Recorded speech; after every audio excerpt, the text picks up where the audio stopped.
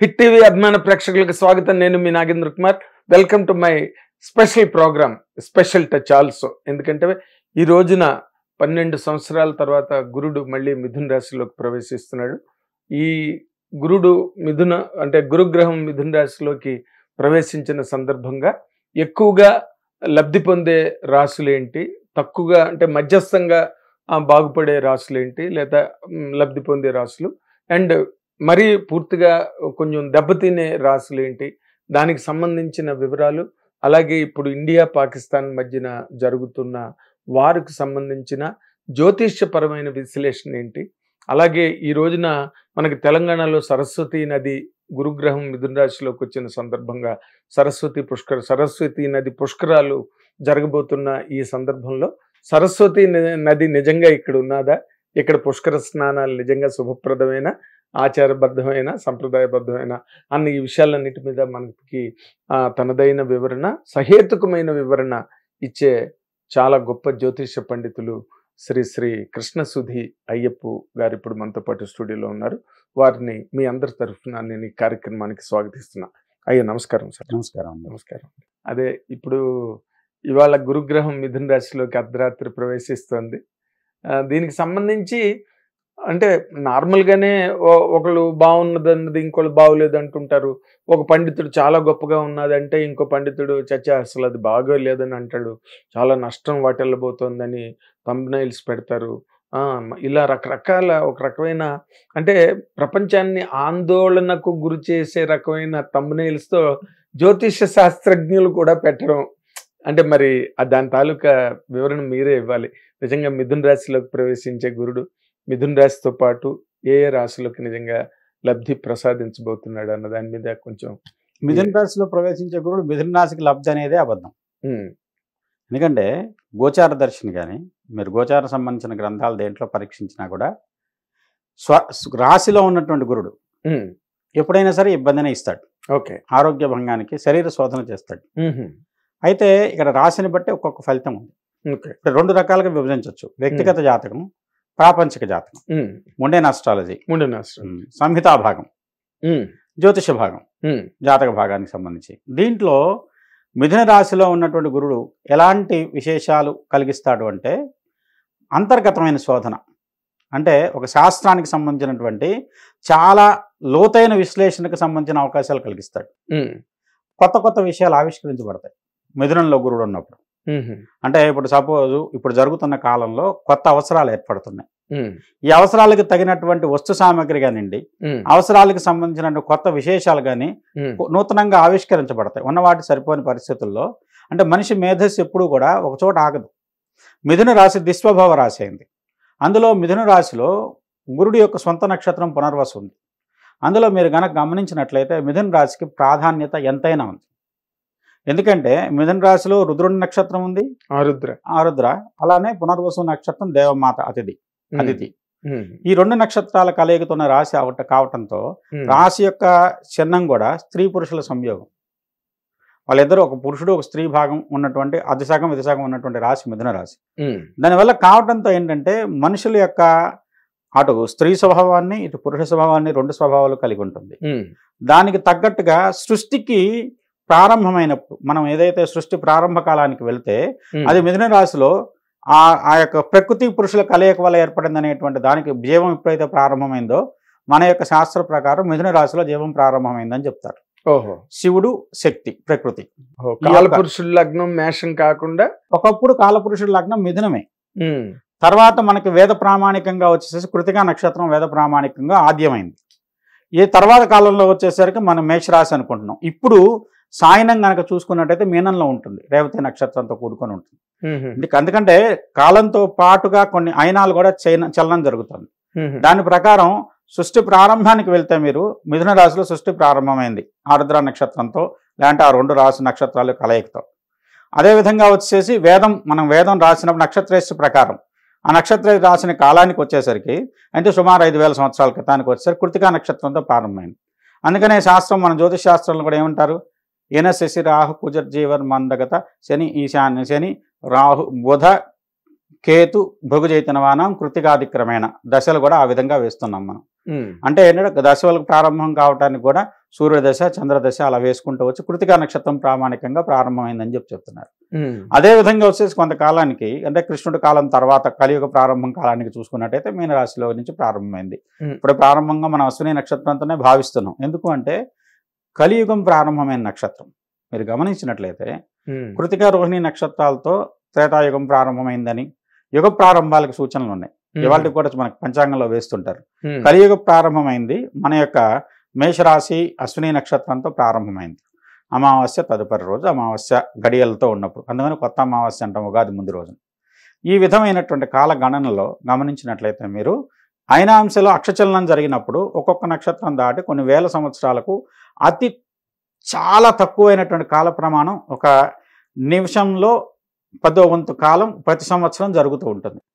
ఆ విధమైన అక్షచలనంలో ఇప్పుడు నక్షత్రం దాని ప్రకారం చూస్తే మీనరాశిలో సృష్టి ప్రారంభం అనుకోవచ్చు. మనకి ఇప్పుడున్న దాని ప్రకారం ప్రారంభ బిందువు. ఒకప్పుడు మిథున రాశి ఉండేది. అలాగనే ఈ గురుడు విషయానికి వచ్చినప్పుడు గురుడు మిథున రాశిలో ఉన్నప్పుడు ప్రజలందరూ కూడా పోసుకోవడం కోసం, పొట్టకూటి కోసం, ఒక మాట చెప్పాలంటే పొట్టపోసుకోవడం కోసం, పొట్టకూటి కోసం చాలా దూరమైన ప్రయాణాలు చేస్తారు. ఉన్న చోటన గడవని పరిస్థితులు ఏర్పడతాయి.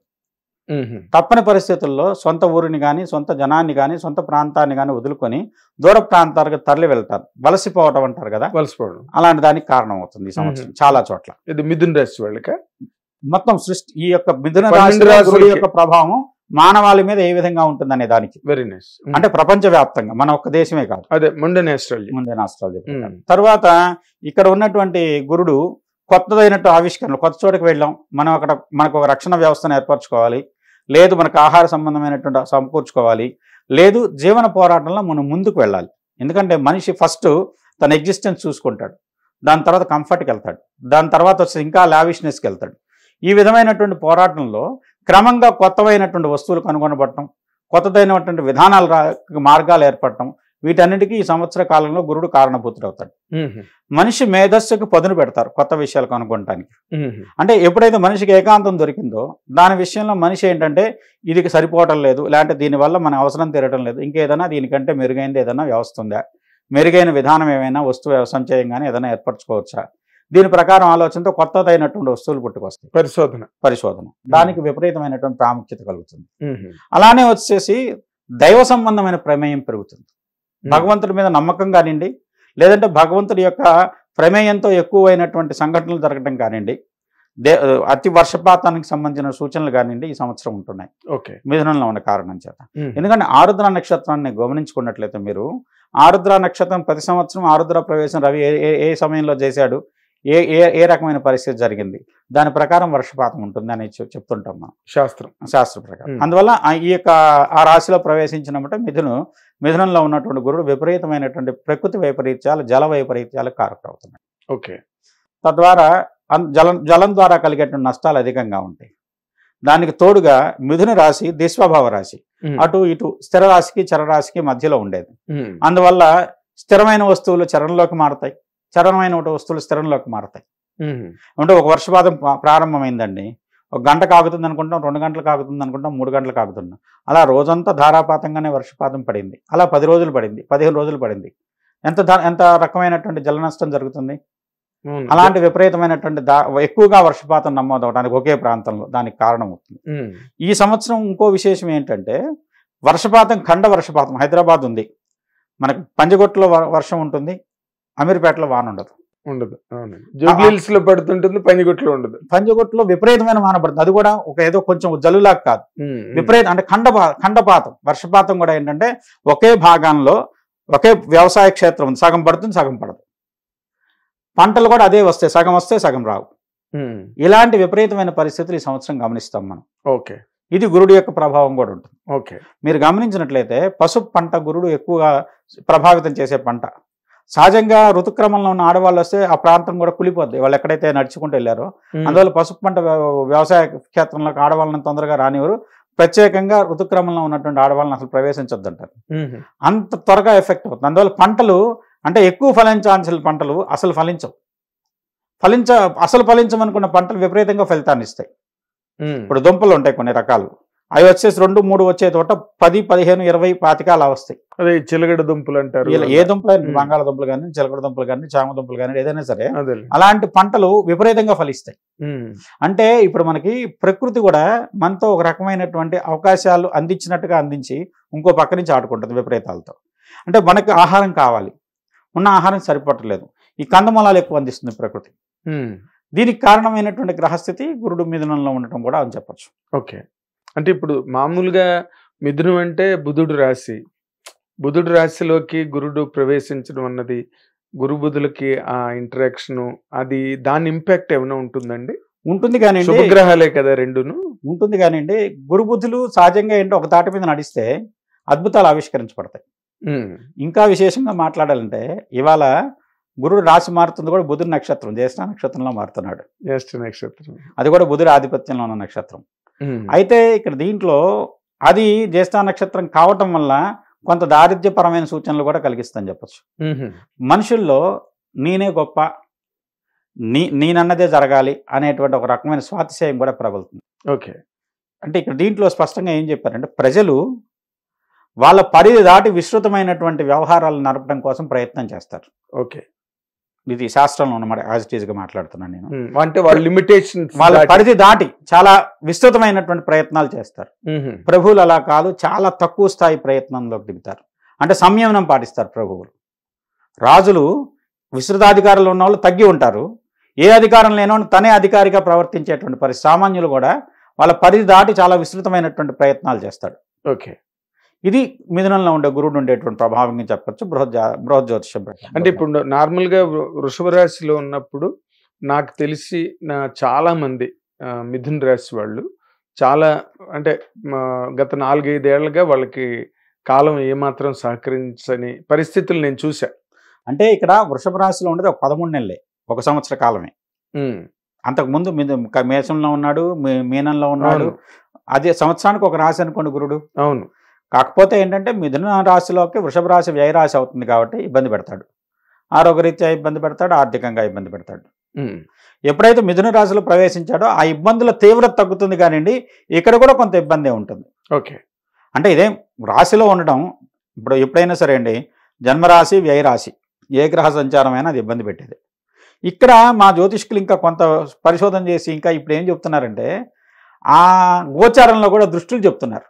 అసలు పంచమ దృష్టి, సప్తమ దృష్టి, అసలు ఆ దృష్టిలు అనే మాట గోచారంలో ఎక్కడా పూర్వశాస్త్రంలో వాడబడలేదండి. చాలా తప్పది అసలు దృష్టి అనేది. ఎందుకంటే నేను ఈ మధ్య చాలా ఛానల్స్ లో చూస్తున్నాను, ఫలానా గురు పంచమ దృష్టితో చూస్తాడు, సప్తమ దృష్టితో చూస్తాడు, నవమ దృష్టితో చూస్తాడు. ఇవన్నీ ఏంటంటే అవన్నీ లేవు, ఎక్కడ శాస్త్రంలో లేదు. స్థానరీత్యా స్థితే ప్రాధాన్యత. గోచారంలో కానీ ముహూర్తంలో కానీ స్థితి యొక్క ప్రాధాన్యత అధికంగా ఉంటుంది. ముహూర్తంలో కానీ మీరు జ్యోతిషంలో కానీ గోచారంలో కానీ దృష్టిల గురించి మాట్లాడంటే వాడికి శాస్త్రం తెలియదని అర్థం. ఓకే, అంటే ఇప్పుడు గోచారంలో వీక్షణాలు లేవు లేవు లేవు ఎక్కడ ఏ శాస్త్రంలో లేవు, కేవలం మీకు చార్ట్ లోనే ఉంటుంది. స్థితి యొక్క ప్రాధాన్యత, మూర్తి యొక్క ప్రాధాన్యత. స్వర్ణమూర్తి, రజతమూర్తి, కాంసమూర్తి, తామ్రమూర్తి, లోహమూర్తి అని ఉన్నారు కదా. అవును, ఆ యొక్క మూర్తి యొక్క ప్రాధాన్యత ఉంటుంది. అందువల్ల ఇదేం లేదు. అంటే ఇప్పుడు బెస్ట్ బెనిఫిటెడ్ రాసులుగా చెప్పాలంటే వృషభ రాశి చాలా అద్భుతమైన ప్రభావం చూస్తుంది. ఎందుకంటే ద్వితీయంలో ఉన్నాడు కదా, ద్వితీయంలో గురుడు. Even poisonous Rahu will also famous అని చెప్తాం. అక్కడ గౌరవం ఇచ్చి తీరాలి. ఎంత దుర్మార్గుడైనా ద్రోహి అయినా సరే అక్కడికి వచ్చేసరికి ద్వితీయంలో గురుడు ఉంటే వంగి దండం పెట్టి వెళ్ళాల్సింది. అంత గొప్ప స్థితి వృషభ రాశికి. అలానే భాగ్యస్థానంలో గురుడు. భాగ్యస్థానంలో గురుడు అనేసరికి మిథునం వచ్చేసరికి తులారాశికి భాగ్యంలోకి వెళ్తున్నాడు. తులారాశి వారికి అత్యద్భుతమైన ఫలితాలు. ఎందుకంటే వాళ్ళకు మామూలుగా కాదు వాళ్ళ యోగం. ఇప్పటివరకు వాళ్ళని సామాన్యులుగా పక్కన పెట్టిన వాళ్ళు కూడా వీళ్ళు తప్పితే పని అవ్వదనే స్థితిలోకి వచ్చి వాళ్ళకి వాళ్ళ యొక్క ప్రాధాన్యతను గుర్తించి వాళ్ళకి ముందు పీట వేసి వాళ్ళ చేత పని చేయించుకోవాల్సింది. అంత అద్భుతమైన స్థితి తులారాశికి కూడా ఉంటుంది. ఎందుకంటే గురుడు రీత్యా అద్భుతమైన స్థానాలు ఈ రెండే.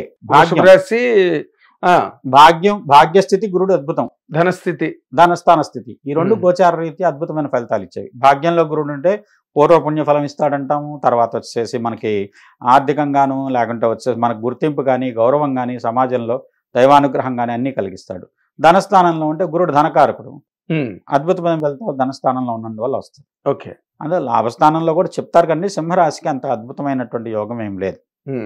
ఎందుకంటే వాళ్ళ ఆలోచనలు కూడా వాళ్ళకి కొంత ఎప్పుడో వస్తుంది అనుకున్న ధనం చేతికి అందటానికి గురుడు కారకుడు అవుతాడు. అది ఎంత మొత్తం అనేది వాళ్ళ యొక్క స్థితిని బట్టి ఉంటుంది. లక్షల్లో వస్తుందా, కోట్లలో వస్తుందా, వేళల్లో వస్తుందా. ఎప్పుడో రావాల్సినటువంటి ధనం ఉంది, అది ఇప్పటివరకు రాలేదు, కొన్ని సంవత్సరాలు బట్టిగా మిమ్మల్ని వేధిస్తున్నది. అలాంటి స్థితిలో ఉన్నటువంటి వాళ్ళకు, సింహరాశి వాళ్ళకు ఆ ధనం ఏదో రూపంలో ఇప్పుడు చేతికి అందేటువంటి అవకాశం ఉంది. దానికి గురుడు కారకుడు అవుతాడు. అంటే ఇప్పుడు మిథున రాశికి సంబంధించినంత వరకు మనం మాట్లాడుకోవాలంటే ఇప్పుడు అతిచారం మీద కర్కాటకంలో కూడా వెళ్తాడు గురుడు అన్నది. 2 నెలలు ఉంటాడు సార్. సెప్టెంబర్ 29, 27 నుంచో రాశారు. అక్టోబర్ నెల, నవంబర్ నెల ఉంటాడు. మళ్ళీ డిసెంబర్ లో వచ్చేస్తాడు. 2 నెలలు చిల్లర ఉంటున్నాడు. ఆ 2 నెలల కాలం బాగుంటుంది. అతిచారంలో వెళ్ళినా లేకుంటే వచ్చే సామాన్యంగా మళ్ళీ వచ్చేసి వక్రించి వెనక్కి వస్తాడు. వక్రించిన గ్రహం దాంట్లో అతిచారంలో 1 నెల ఉంటే, పూర్వగమనంలో ఉంటే ఒక నెల తిరోగమనంలో ఉంటాడు. అందువల్ల ఏంటంటే కర్కాటకంలోకి వెళ్ళినా అంత అద్భుతమైన ఫలితాలు ఏం కావని చెప్పాలి. ఫలితం ఉంటుంది, కాకపోతే ఆ 2 నెలలు కొంచెం యోగిస్తుంది. అదే వృషభ రాశిలో ఉండడం కన్నా బెటర్. వృషభంలో ఉండటం కంటే మిథునంలో ఉండటం బెటర్. మిథునంలో ఉండటం కంటే కర్కాటకంలో అత్యద్భుతంగా ఉపయోగిస్తాడు. అంటే ఇప్పటి వరకు మిథున రాశి వాళ్ళు ఏ విధంగానైతే అన్ని రకాలుగా అడుగంటిపోయి ఉన్నారో, అన్ని రకాలుగా అధికారాన్ని కోల్పోయారో, అన్ని రకాలుగా స్థితిని కూడా చేజార్చుకున్నారో, వాళ్ళకు కొంతవరకు ఉపశమనం కలగడానికి అవకాశం ఉంది. ఖచ్చితంగా పరిస్థితులు మారుతున్నాయండి. అదైతే ఖచ్చితంగా చెప్పచ్చు. ఎందుకంటే జైల్లో ఉన్నాడు గురుడు. వీళ్ళని అంటే మీరన్న అధికారంలో ఉన్న వ్యక్తుల గురించి మాట్లాడగలరు చెప్పండి. అంతకుముందు ఒక రకంగా దేవేంద్రుడు అంత గొప్పగా చూశారు. ఒక్కసారిగా వాళ్ళ యొక్క గ్రాఫ్ పడిపోయింది. సామాన్యుల కంటే అతి సామాన్యుడు కూడా వాళ్ళని పట్టించుకోనంత దారుణంగా తృణీకరించారు. అవును. ఈ పరిస్థితులు ఏర్పడటానికి కారణం గురుడు గోచారం వ్యయంలో ఉండడు. అయితే ఎప్పుడైతే గురుడు రాశిలోకి వచ్చాడో కొంత దైవ బలాన్ని, ఎందుకంటే రాశిలో ఉన్నది మామూలుగా వచ్చేసేసి రాశిలో గోచారరీత్యా యోగించకపోయిన శుభగ్రహం కాబట్టి కొంత పాజిటివిటీ ఇస్తాడు. ఆ రకమైన నేను బాగుంటుంది, ఇలాంటి రేపు బాగుంటుంది నాకు, లేదంటే మళ్ళీ వాళ్ళకు గుర్తింపు ప్రారంభం అవుతుంది. అది క్రమంగా ద్వితీయంలోకి వెళ్ళేసరికి మంచి అద్భుతమైన ఫలితాలు ఇచ్చే విధంగా మారుతుంది. మీకు అంతెందుకు, రాజకీయంగా ఇక్కడ ప్రముఖ వ్యక్తులు ఉన్నారు. అలానే తెలంగాణలోను, ఆంధ్రాలోను, 2 రాష్ట్రాల్లోనూ ప్రముఖ వ్యక్తులు మిథున రాశి వాళ్ళు ఉన్నారు. ఆరుద్ర నక్షత్రం వాళ్ళు ఉన్నారు, పునర్వసు వాళ్ళు ఉన్నారు, మృగశిర 3-4 పాదాల వాళ్ళు ఉన్నారు. వాళ్ళకి వచ్చేసేసి కొంచెం ఇబ్బంది పడడానికి కారణం గురుడు గోచారం అని ఖచ్చితంగా చెప్పచ్చు. కొన్ని ఆకస్మికంగా కొన్ని కేసులు ఎదుర్కొన్నారు, కొన్ని వెంటాడినట్టు, వేధించినట్టు చాలా రకాల ఇబ్బందులు పడ్డారు. వాటన్నిటి నుంచి అయితే విముక్తి ఉంటుంది. సింహాసనాలే నుంచి కింద పడిపోయారు కదా, సింహాసనాలు మించి పడ్డారు కింద, అధికారం కోల్పోయి పతనం. అందులో కూడా చాలా దారుణమైనటువంటి పతనాన్ని సూచారు. దానికి కారణం గురుడే అని చెప్పచ్చు. గురుడే. అంటే ఇప్పుడు ఈ మిథున రాశిలోకి వచ్చిన తర్వాత అంటే పెళ్లిళ్ళు అవ్వాల్సిన వాళ్ళ తాలూకా ఇవి ఎట్లా ఉంటాయి, లేకపోతే చదువులు విదేశాల్లోకి వెళ్దాం అనుకున్న వాళ్ళకి ఈ గురుడు ఇప్పుడు ఎంతవరకు సహకరిస్తాడు? అలాగే రేపు మే 18 రాహు కూడా మారుతున్నాడు, కుంభంలోకి వస్తున్నాడు రాహు. రాహుకేతువులు మార్పు కూడా ఉంది. ఇవి ఎట్లాగా ఇంపాక్ట్ చేస్తాయండి ఈ పెళ్ళిళ్ళను కానీ, లేకపోతే విదేశీ ఉద్యోగాలు, చదువులు? రాశుల వారీగా మాట్లాడుకుంటే మనం మేషరాశి వారికి విదేశీయానం కానివ్వండి, లేదంటే స్థాన మార్పు వల్ల ఉద్యోగ ప్రాప్తి కానివ్వండి, హోదా ప్రాప్తిస్తుందని చెప్పచ్చు. ఎల్నాడ్సన్ ఉన్నా కూడా ఎల్నాడ్సన్ ప్రారంభంలో వచ్చింది వాళ్ళకి, కానీ మేషరాశికి కొంత సానుకూలమైన ఫలితాలు గురుడు తృతీయంలో రావటం వల్ల ఉద్యోగంలో ఉన్న వాళ్ళకైతే ఉద్యోగ స్థాన మార్పు ఉంటుంది. లేదంటే ఉద్యోగ వేటలో ఉన్నవాళ్ళు, విదేశాలు వెళ్ళాలనుకున్న వాళ్ళు కానివ్వండి, లేకుంటే ఇక్కడ ఉద్యోగం కావాలనుకుంటున్నారు, ఇక్కడ కాకుండా వేరే చోట దేశాంతరంలో కానీ, లేకుంటే దేశానికి ఒక వేరే చోట దూర ప్రాంతంలో కానీ. అంటే తృతీయంలో శుభగ్రహం యోగిస్తుందా గురుగారు?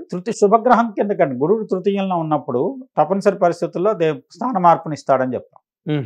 అలానే దిశ కూడా చెప్పాడు దాంట్లో ప్రత్యేకంగా. ఆగ్నేయ దిశ కానివ్వండి, లేదంటే వచ్చేసి దక్షిణ దిశ కానీ ప్రయాణం వాళ్ళకి లాభిస్తుందని చెప్పచ్చు. ఆ విధంగా యోగిస్తాడు. ఓకే. ఈ వివాహాలు వ్యవహారాల్లో మేషరాశికి ఏమి ఉండదు, వృషభ రాశికి చాలా బాగుంటుంది. మిథున రాశి వాళ్ళకి అంత గొప్పగా అయి ఉండకపోవచ్చు. ఎందుకంటే మిథున రాశికి గురుడు వ్యయంలో ఉండటం కంటే రాశిలో ఉండటం యోగమే కానివ్వండి. కాకపోతే వచ్చి రాశిలో ఉన్నంత గురు మాత్రం చేత గురుడు వివాహం చేసేస్తాడు అని అనుకోవడానికి ఏం లేదు. మిగతా గ్రహాల యొక్క యోగం కలిసి వస్తే చేయొచ్చు. అడ్డుకోడు.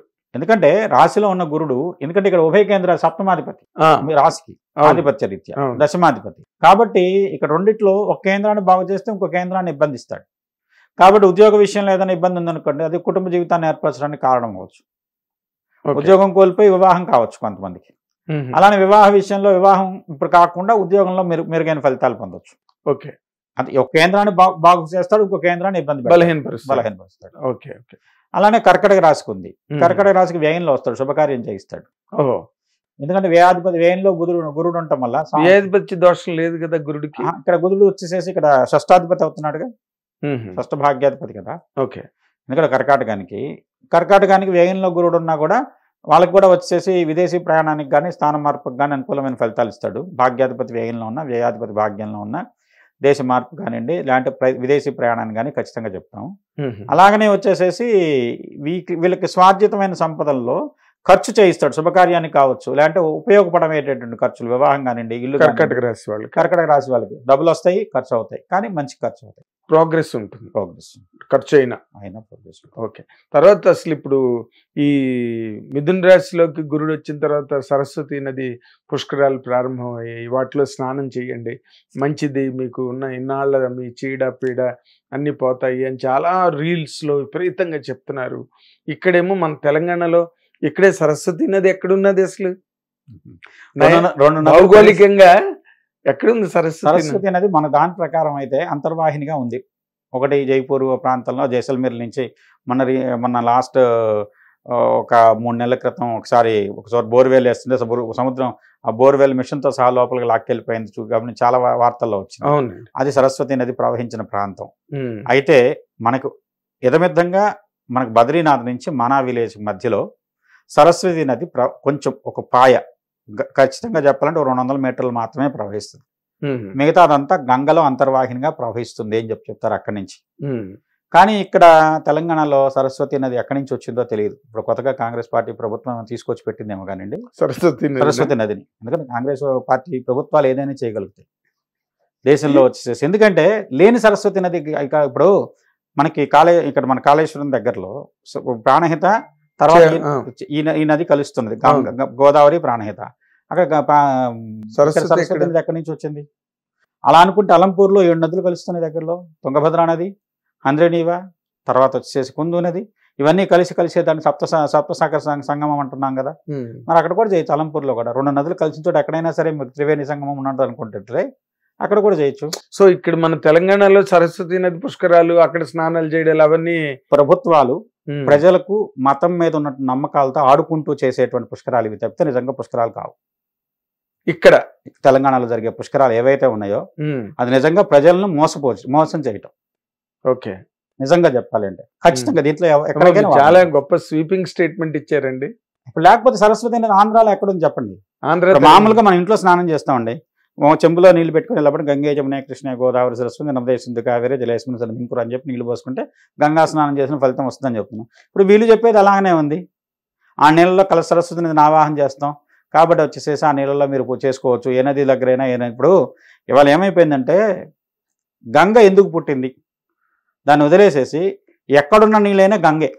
కాబట్టి మీరు ఎవరైనా పితృదేవతలకి వాళ్ళకి తృప్తి కోసం వాళ్ళ యొక్క అస్థికలు తీసుకెళ్ళి నదిలో కలపాలంటే ఇక్కడి నుంచి మీరు కాశీ వెళ్ళో లేకుంటే అలహాబాద్ వెళ్ళో గంగలో కలిపితే ఇక్కడ ఉన్న జీవనది మిమ్మల్ని శపిస్తుందని చెప్పడం కూడా ఒక రకమైన బ్రాహ్మణంలో ఉన్నటువంటి మూఢత్వానికి పరాకాష్ట అని చెప్పాలి.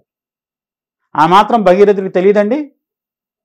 ఆయన అంత కష్టపడి తపస్సు చేసి మరీ సగరులను పుత్రులను ఉద్ధరించడం కోసం ఆయన అంత తపస్సు చేసి గంగ గురించి తపస్సు చేశాడు, శివుడి గురించి తపస్సు చేశాడు. మళ్ళీ శివుడు బంధిస్తే మళ్ళీ తపస్సు చేస్తే ఒక పాయను వదిలిపెడితే అది భూమి మీదకి వస్తే దాన్ని తీసుకెళ్ళి ఈ విధంగా ఇన్ని కిలోమీటర్లు ప్రయాణించిన తర్వాత ఆ నదిని తీసుకెళ్ళి ఆ సగరుల యొక్క మృత దెబ్బల మీదకి ప్రవహిస్తే వాళ్ళకు ముక్తి కలిగింది. దానికోసం ఆయన తపస్సు చేసి సాధించే ఎక్కడ నీళ్ళు చెంబులో నీళ్ళు తీసుకెళ్ళి అక్కడ పోస్తే రాదు ఆయనకు. అలా వీళ్ళు మాట్లాడే భాషలో చెప్పాలంటే భగీరథుడికి ఆ మాత్రం తెలివితేటలు లేవండి. గంగ పుట్టిందే అస్థికల కోసం. అలానే ఏంటంటే సరస్వతి నది గంగతో పాటు అంతర్వాహినిగా ఎక్కడైతే భాగీరథి నది దానికి అలకనంద నదిలో ప్రవేశించి అది బద్రీనాథ్కి మనా గ్రామానికి మధ్యలో ఒక భీమ్ పూల్ అని ఉంటుంది, దాని కిందగా ప్రవహించి వచ్చి అలకనంద నదిలో కలుస్తుంది. అక్కడ ఉన్నటువంటి నది అది సరస్వతి నది. దాన్ని వచ్చేసేసి ఇక్కడ మనకి ఎక్కడి నుంచి వచ్చింది కాళేశ్వరంలో కానీ ఇలాంటి తెలంగాణ ప్రాంతాల్లో సరస్వతి నది ఏదైనా చెప్పడానికి అర్థం ఉంది? అది ప్రభుత్వం ఏదైనా కావచ్చు, కాకపోతే ఎవరూ ప్రశ్నించట్లేదు. వాళ్ళు ఆడింది ఆట పాడింది పాట అయింది. ఎందుకంటే మిగతా విషయాల్లో వీళ్ళు ఏలు పెట్టరు. కానీ హిందూ మతం అనేసరికి ప్రతి ప్రభుత్వానికి లోకు అయిపోయింది. వాళ్ళు ఏది చెబితే అది శాస్త్రం. వాళ్ళు ఇప్పుడు ప్రస్తుతంగా వచ్చేసేసి పుష్కరాల కోసం అందరినీ ఇక్కడ ఆహ్వానించి పెద్ద ఎత్తున వచ్చేసి ఇప్పుడు ఎలా అయితే అందాల పోటీలు పెడుతున్నారు అట్లనే రేపు వచ్చి భక్తి పోటీలు పెడతారు అక్కడ. నిజంగా కదా, అంతే జరుగుతుంది కదా. భక్తితో ఆడుకుంటున్నారు. ఏమి సంబంధం సరస్వతి నదికి ఇక్కడ ఉన్నటువంటి గోదావరి ప్రాణహిత ఏదైతే సంగమం ఉందో దానికి ఏ సంబంధం ఉంది? ఎక్కడైనా పురాణంలో ఒక చోట చూపెట్టమనండి. మనకి ఇతిహాసంలో కానీ శాస్త్రంలో కానీ ఏ శాస్త్రంలో ఎక్కడుందో ఎవరైతే దాన్ని నడుపుతున్నారో వాళ్ళని ఒక ఉదాహరణ చూపెట్టమనండి. అదేలేండి, నేను అందుకే అడిగా. ఈ సరస్వతి నది ప్రవాహం తెలంగాణ ప్రాంతంలో కానీ లేదా మన తెలుగు రాష్ట్రాల్లో సరస్వతి నది ప్రవాహం ఎక్కడుందన్నది నాకు డౌట్ వచ్చింది. ఏదైనా కొన్ని చోట్ల కొన్ని చెప్పడానికి కొన్ని ఉదాహరణలు చెప్తారు. లేదంటే ఈ శాస్త్రంలో ఇక్కడ ఉన్నటువంటి పురాణ ఇతిహాసం ఆధారంగా ఇక్కడ కూడా చేసుకోవచ్చు అని చెప్పచ్చు. కానీ ఇప్పుడు మనం ఎలా అయితే ఇంట్లో స్నానం చేస్తున్నామో చెములో నీళ్ళలో ఇలా పట్టుకుంటే అన్ని ఆవాహన జరిగిపోయినట్టు భావిస్తున్నాము. ఇప్పుడు అదే భావంతో ఇక్కడ చేయడం తప్పితే దీనికి ఏమాత్రం శాస్త్ర ప్రాధాన్యత లేనే లేదు. పుష్కరాల పేరుతో ప్రజల యొక్క నమ్మకాలతో ప్రభుత్వాలు సొమ్ము చేసుకోవడం కోసం ఆడుతున్నటువంటి ఒక నాటకం అని చెప్పచ్చు దీన్ని. ఏం స్టేట్మెంట్ ఇచ్చారండి, నిజం కదా. కావాలంటే వాళ్ళని దీని గురించి నిర్వహించే వాళ్ళని ఒకరిని చెప్పమనండి. ఎక్కడి నుంచి వచ్చి కలిసిందో Saraswati? Ready for the debate. మాట్లాడదాం, ఏం తప్పేముంది. తెలియకపోతే తెలుసుకోవచ్చు విషయం. ఓకే, ఒకవేళ నా అవివేకంలో మాట్లాడుంటే నేను కనుక తప్పు మాట్లాడే అవివేకం అన్న పాయింట్ కాదు, కానీ భౌగోళికంగా సరస్వతి నది ప్రవహించే పరివాహక ప్రాంతం కాదు కదా ఇది. దాని పరివాహక ప్రాంతం ఎక్కడో ఉంది సరస్వతి. ఒకటండి, సరస్వతి భూమి మీద ఉన్నప్పుడు గంగకు కూడా విలువ లేదు. గంగా నదిని కూడా దానికంటే చాలా తక్కువ స్థానంలో చూశారు. భూమి మీద ఇవాళ ఏదైతే ధారాడారు ప్రాంతం ఉందో ఆ ప్రాంతం గుండా వెళ్ళేది సరస్వతి నది. ఇప్పటికి కూడా దాని ఛాయలు భౌగోళికంగా భూమి అంతర్గతంగా అంతర్వాహిని అని అందుకోసమే అంటున్నారు. అంతర్గతంగా ప్రవాహ మార్గాలు కనబడుతున్నాయి. ఆ సరస్వతి నదిని తీసుకొచ్చి తెలంగాణ ప్రాంతంలోనూ తమిళనాడు ప్రాంతంలోనూ ఇంకో రాష్ట్రంలో ఇంకో ప్రాంతంలోనూ చిన్న నదినో ఇంకో చిన్న పాయనో చూపెట్టి ఇలాంటి కొండవాగునో చూపెట్టి అదే సరస్వతి నది అంటే ఎట్లా చెప్పండి? దానికి ఎంత ప్రాధాన్యత ఉంది? తెలియక దాని యొక్క పేరుతో వీళ్ళు ఆడుకోవడం తప్పితే నిజంగా వీళ్ళకి ఏమైనా చేష్టకి ఏమైనా అర్థం ఉందా? వెకిల్ చేష్టలాగా అలాంటిది అనుకోవచ్చు. ఇంకా మత ప్రాధాన్యమైనటువంటి ప్రమాణాలను మీరు ఇష్టం వచ్చినట్టు మార్చి ఇక్కడ సరస్వతి నది ఉంది ఇలాంటి వచ్చేసి రేపు పొద్దున ఇక్కడ ఎందుకు తెలంగాణలో కూడా ఇటు పక్కన అలంపూర్ దగ్గర రెండు కలుస్తున్నాయి కదా, కృష్ణ తుంగభద్ర ఇవన్నీ కలుస్తున్నాయి కదా, అక్కడ కూడా చేద్దాం. ఏమైంది? తుంగభద్ర రెండు నదులు కలిసి వస్తున్నాయి, రెండు ఒకటి కాదు. అక్కడ ఆల్రెడీ 3 ఉన్నాయి. అందరినీ అక్కడే కర్నూలు పక్కనే కలుస్తుంది తుంగభద్రలో. అవును, ఏ సప్తనది సంగమం అని చెప్పేసి ఇప్పుడు మన దాంట్లో ఏదైతే ఇప్పుడు నాగార్జున శ్రీశైలం డ్యామ్ కట్టిన తర్వాత పెద్ద జలాశయం ఏర్పడింది కదా, దాంట్లో 7 నదులు కలుస్తున్నాయి. మనకి సంగమేశ్వరం అని చెప్పి శివాలయం కూడా ఉంది కదా. అవును, అక్కడ చేయొచ్చు. మరి 7 నదులు కలుస్తున్నాయి. 3 ఏంటి? సరస్వతి ఏంటి? సరస్వతి 7 రూపాయలు కలుస్తుందని చెప్పచ్చు అక్కడ. అదే అంటే స్వేచ్ఛ తీసుకుంటే ఎంతవరకు తీసుకోవచ్చు కదా, లిబర్టీ తీసుకుని చెప్పాలి కాదు. మహర్షులే చేయలేదు ప్రయత్నం. మహా ఋషులే ఈ ప్రయత్నాలు చేయలేదు. వాళ్ళు ఎంతవరకు ఏంటంటే ఉన్న నది ఎక్కడుందో వెతుక్కొని అక్కడికి వెళ్ళి స్నానాలు చేశారు. వీళ్ళు కొత్తగా నది ఇక్కడ ఉందని చెప్పేసి అని సృష్టించి చేయట్లా. నిజం చెప్పాలంటే ఇది ఏంటంటే ఒకటి మన కుంభమేళాలతో ప్రభుత్వం కేంద్ర ప్రభుత్వం ప్రయత్నం చేసింది కుంభమేళా పేరుతో. దానికి ఒక అర్థం ఉంది. ఇప్పుడు ఇక్కడ సరస్వతి ఉందనే దానికి ఎక్కడుంది? ఆధారం లేదు. ఆధారమే లేదు కదా. చేసే పని ఓ రకంగా చెప్పాలంటే మేము ఏం చేసినా చెల్లుబాటు ఉందని చెప్పి ఆలోచన తప్పితే దాని శాస్త్రీయత కానీ మతపరమైనటువంటిది విశ్వాసం కానీ ఏమీ లేదు. మతపరమైన ప్రామాణికత ఏమీ లేదు. తర్వాత ఇప్పుడు ఈ పాకిస్తాన్ ఇండియా వార్కి సంబంధించి ఏ కాన్ఫిగరేషన్ అంతలాగా దాన్ని ఇచ్చేసింది, ఎక్స్ప్లోడ్ చేసింది గురుగారు? ఒకటండి, మీనరాశిలో శని ప్రవేశిస్తే అంటే కొంత వేరే వాళ్ళు తప్పట్టచ్చేమో కానీ మ్లేచ్ఛ నాశనం అన్నారు. మన ఆ సంబంధమైనటువంటి శబ్దం ఏదైతే ఉందో, మ్లేచ్ఛ శబ్దం ఏదైతే ఉందో, మనం ఒక రకమైన మహమ్మదీయ మతాన్ని ఎవరైతే ఆచరిస్తున్నారో వాళ్ళకి సంబంధించిన శబ్దం కింద చెప్తాం. దాని ప్రకారం సింహంలో అదే మీనరాశిలో శని ప్రవేశిస్తే వాళ్ళకి ఇబ్బందులు కలిగిస్తాడు. తద్వారా శని మీనరాశిలో ప్రవేశించాడు. అక్కడ రాహు కూడా ఉన్నాడు. ఈ రాహు శని సంయోగం వల్ల కొన్ని ఇలాంటి విపరీతమైన పరిణామాలు జరగడానికి కారణమవుతుంది. ఇక్కడే కాదు, మీరు గమనించండి.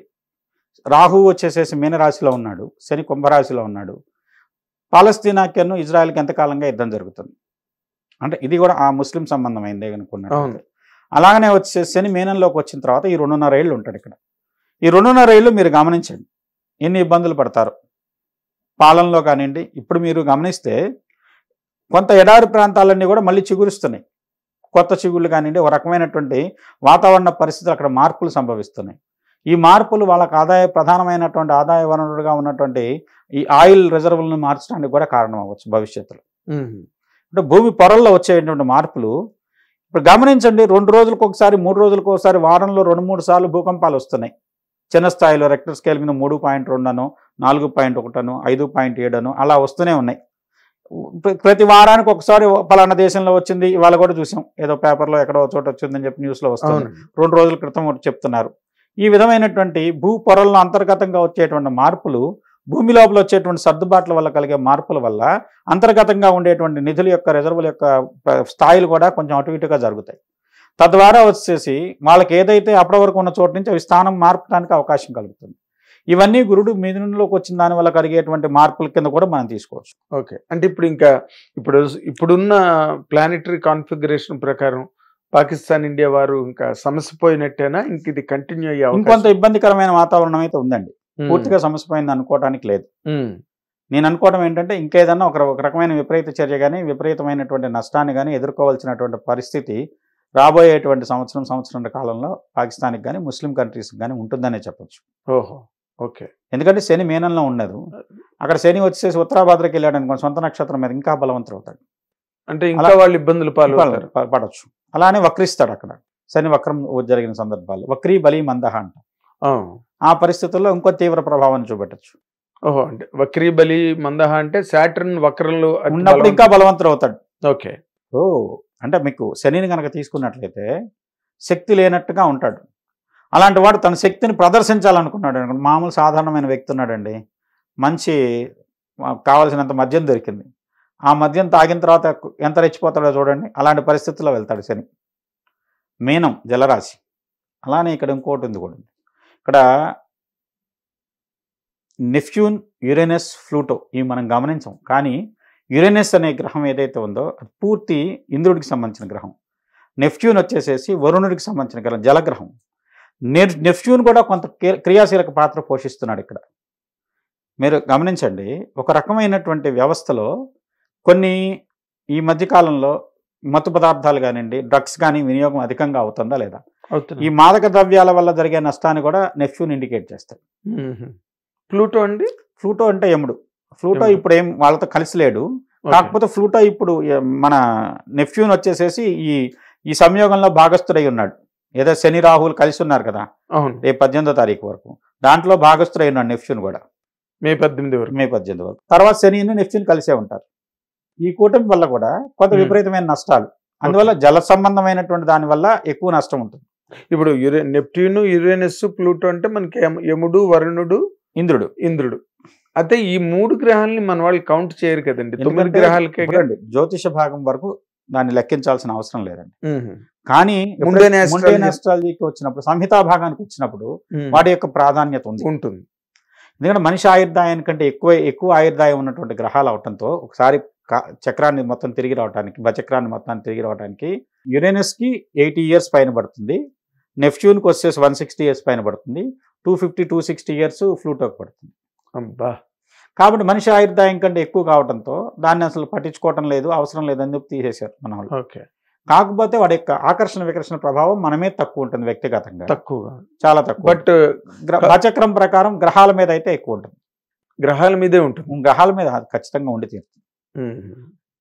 సో ఇప్పుడైతే దీనివల్ల ఇప్పుడున్న ఈ ప్రజెంట్ మీన శని వల్ల ఇంకా ముస్లిం కంట్రీస్ కానీ, ముస్లిమ్స్ కానీ, లేదా టెర్రరిస్టులు ఎవరైతే, టెర్రరిస్టులు అనే దానికంటే కూడా అండి కొంత అమాయకులు కూడా నష్టపోతున్నారుగా. అవును కదా. మరి ఇప్పుడు మన గాజాలో జరిగింది చూస్తే చిన్నపిల్లలు, స్త్రీలు ఎంత దారుణంగా చనిపోతున్నారు. అవునండి. మన దగ్గర భారతదేశం సంయమనంతో యుద్ధం చేసింది నిజంగా మాట్లాడితే, కానీ ఇజ్రాయెల్ చేసే దాడులు అలా లేవుగా. మొత్తం గాజా నగరాన్ని 2 పక్కలుగా ఆ స్ట్రిప్ మొత్తాన్ని కూడా ఎక్కడ ఒక్క బిల్డింగ్ లేకుండా పూర్తి నేలమట్టం చేశారు. బంకర్లో దాక్కున్న కూడా మిసైల్స్ వేసి చంపేశారు కదా. దాంట్లో ఎంతమంది ఆడవాళ్ళు, ఎంతమంది చిన్నపిల్లలు, ఎంతమంది ఆకలికి వెళ్ళమడిస్తున్నారు. ఇప్పుడు పాకిస్తాన్ లో కూడా జనరల్ పబ్లిక్ మాకు ఈ వారు వద్దురా బాబు వద్దు అని చెప్పి అంటున్నారు, వాళ్ళు గగ్గోలు పెడుతున్నారని వీడియోస్ వస్తున్నాయి. వాళ్ళు ఏదైనా వాళ్ళ ఆహారం అంటే మీరు ఇందాక సామాన్య ప్రజలు అన్న కాన్సెప్ట్ లో అదర్ దెన్ టెర్రరిస్టులు అది కూడా బయటకు వస్తున్నది కదా ఇప్పుడు పాకిస్తాన్ లో జరుగుతున్న వాతావరణం. సో అయితే మిథున రాశి వాళ్ళు అయితే గతంలో కన్నా ఇప్పుడు కంగారు పడి గాబరపడినక్కల్లా. ఇక్కడ వ్యక్తిగత జాతకంలో కొన్ని సూచనలు ఉంటాయి సార్. గోచారం అనేది అది కొంతవరకు సూచిస్తుంది. వ్యక్తిగత జాతకంలో మహర్దశలు అంతర్దశలు, అలాగనే జన్మకాలంలో ఉన్నటువంటి గ్రహస్థితులు, శుక్రుడు ఎక్కడ ఉన్నాడు, అలానే ఇప్పుడు గురుడు యొక్క స్థితి తను జన్మకుండల్లో ఏ గ్రహం ఉన్న స్థితి మీద నడుస్తుంది, వీటన్నిటిని ఆధారం చేసుకుని కూడా ఫలితాలు నిర్ణయిస్తాం. అదే ఒక్క గోచారంలోనే అన్ని ఫలితాలు వచ్చాయి అంటే మరి కాదు. బేసిక్ గా 12 రాశులకి గురుడు తాలూకా మార్పు మనకి ప్రభావం చూపించిన, బట్ మిథున రాశి అంటే చంద్రుడి మీద కదా ట్రాన్సిట్ అయ్యేది. మిథున రాశికి దాని మీద ప్రభావం ఉంటుంది, కానీ గతం కంటే మెరుగైన ఫలితాలు ఉన్నాయి. మెరుగైన ఫలితాలు అది మిగతా గ్రహస్థితులు అనుకూలంగా ఉన్నాయనుకోండి, వివాహ స్థితి కానీ ఉద్యోగ సంబంధించిన స్థితిని కానివ్వండి, జీవితంలో అభివృద్ధి కానీ స్థిరత్వాన్ని కానీ గురుడు నిరోధించడు. నిన్నటి వరకు నిరోధించాడు, ఎందుకంటే తను వ్యయంలో ఉన్నాడు కాబట్టి, రాశిలో ఉన్నాడు కాబట్టి. శత్రుస్థానం కూడా, శత్రుస్థానం శుక్రుడి స్థానంలో ఉన్నాడు, అందువల్ల నిరోధించాడు. ఇప్పుడు ఏంటి మిథున స్థానం, మిథునం కూడా శత్రుస్థానమే అయినప్పటికీ కూడా పర్వాలేదు, ఎందుకంటే రాశిలోకి వచ్చిన దానివల్ల రాశి రీత్యా గురుడు వచ్చేసి మామూలుగా వచ్చేసి గురుడు రాశిలో ఉండటం వల్ల కొంత దేహానారోగ్యాన్ని, కొంత వచ్చేసి ప్రభువుల యొక్క నిందకు, ప్రభువుల యొక్క దృష్టిలో వచ్చేసి ఏదో రకమైనటువంటి న్యాయస్థానం సందర్శించాల్సిన పరిస్థితులు ఇస్తే ఇవ్వచ్చు కానివ్వండి కొంతమందికి. అంతే తప్పితే శిక్షలు కొంతమందికి దాని దాకా న్యాయస్థానాల వరకు తీసుకెళ్లొచ్చు కొంతమంది విషయంలో. అంతే తప్పితే వ్యక్తిగత జాతకంలో మిగతా యోగాలు బలంగా ఉన్నప్పుడు వివాహాది శుభకార్యాలు కానివ్వండి, గృహ నిర్మాణాది కార్యక్రమాలు కానీ ఆపకపోవచ్చు. ఓకే. దానివల్ల ఆ ఫలితాన్ని మిగతా గ్రహాలతో ఉన్నటువంటి పరిస్థితిని బట్టి, ఎందుకంటే చతుర్థాధిపతి గృహం ఇస్తాడు, దశాంతర్దశలో చతుర్థాధిపతి ఉన్నాడు అనుకోండి, అలానే సప్తమాధిపతి కలత్రకారకుడు శుక్రుడు ఉంటాడు. కాబట్టి శుక్రుడు కారకత్వం ఉన్నటువంటి స్థితిని గురుడు నిరోధిస్తాడని అనుకోవాల్సిన అవసరం లేదు. కొన్ని సందర్భాల్లో చాలా వరకు ఫలితాన్ని ఇచ్చే విధంగా సపోర్ట్ చేయొచ్చు. ఒకవేళ మిథున రాశి పరంగానే మీరు అన్నట్టు వివాహమే ఉంది, ఈ గట్టిగా ప్రయత్నం చేసినట్లయితే ఎప్పుడైతే గురుడు ఉచ్చస్థితికి వెళ్తాడు అక్టోబర్ నవంబర్ నెలలో, ఆ 2 నెలల్లో వివాహం కావచ్చు. ఓకే. ఈ లోపల కుదుర్చుకొని ఆ 2 నెలల్లో వివాహం కావచ్చు. ఓకే. యోగం బలీయమైనప్పుడు మిగతా గ్రహస్థితి తాత్కాలికంగా ఆపగలుగుతుంది కానివ్వండి, ఆ స్థితిలో మార్పు వచ్చినప్పుడు ఫలితం రావచ్చు. అదే దోహదపడతాయి అప్పుడు. అదే. సో చాలా థ్యాంక్స్ గురుగారు, చాలా మంచి వివరాలు ఇచ్చారు, సంచలనాత్మకమైన స్టేట్మెంట్లు ఇచ్చారు. వివరణ అనుకోండి, పోనీ స్టేట్మెంట్ వాంగ్మూలం అని నేను అన్నగాని, బట్ ఒక వివరణ చాలా సహేతుకమైన, అధికారపూర్వకమైన, అథెంటిక్ అంటాం కదా, సాధికారకమైన స్టేట్మెంట్ ఇచ్చారు మీరు. అది మరి దీనికి ప్రభుత్వాలు ఎట్లా స్పందిస్తాయో, పబ్లిక్ ఎట్లా రిసీవ్ చేసుకుంటుందో చూడాలైతే. ఇప్పుడు అది సంగతి. చాలా సంతోషం. నమస్కారం సార్. అది ఆయన చెప్పిన విశేషాలు మిథున రాశి గురించి కానీ, లేదా ఇప్పుడు సరస్వతి నది పుష్కరాల స్నానాలు, పుష్కర నది స్నానం గురించి కానీ, లేకపోతే ఇండియా పాకిస్తాన్ వార్, టెర్రరిస్టులు, ముస్లింలు, దీనికి సంబంధించిన వివరాలన్నీ జ్యోతిషపరంగా చెప్పినందుకు వారికి మీ అందరి తరఫున ధన్యవాదాలు తెలియజేస్తున్నా, కృతజ్ఞతలు తెలియజేస్తున్నా. నమస్కారం. Watch and enjoy Hit TV. Hit TV app, ఇందులో short news, live news, entertainment shows, movies, digital magazines తో పాటు మీ జిల్లా వార్తలను కూడా ఫ్రీగా చూడొచ్చు. అంతేకాదు కేజీ నుంచి పీజీ వరకు విద్యార్థులకు స్కాలర్షిప్ కూడా అందిస్తున్నాం. ప్రతి వారం 10 మందికి లక్కీ డ్రా ద్వారా ఒక్కొక్కరికి 10,000 రూపాయలు అందిస్తున్నాం. ఇంకెందుకు ఆలస్యం, వెంటనే హిట్ టీవీ యాప్ ని డౌన్లోడ్ చేసుకుని ఫ్రీగా ఎంటర్టైన్మెంట్ పొందండి. Hit TV app. Hit TV app. Please download hit TV app. Hit TV app ని ఫ్రీగా డౌన్లోడ్ చేసుకుని ఎంజాయ్ చేయండి. మీకు నచ్చిన ఎంటర్టైన్మెంట్ కోసం హిట్ టీవీ యాప్ ని ఫ్రీగా డౌన్లోడ్ చేసుకుని ఎంజాయ్ చేయండి. హిట్ టీవీ యాప్ ని డౌన్లోడ్ చేసుకుని ఆస్వాదించండి, ఆశీర్వదించండి. ఇంతమంది సెలబ్రిటీలు హిట్ టీవీ యాప్ ని డౌన్లోడ్ చేసుకోండి అని చెప్తున్నారంటే ఎంత మంచి యాప్ ఆలోచించండి. అమెరికా అమెరికా అమెరికా అమెరికాలో చదవాలనుకునే వాళ్ళకి విశ్వసనీయమైన పేరు మన శౌర్య కన్సల్టెన్సీ. UK లో 1 year masters, UK లో 1 year masters, 2 years work permit up to 5 years visa. Contact Shaurya Consultancy. Contact 89851 89851.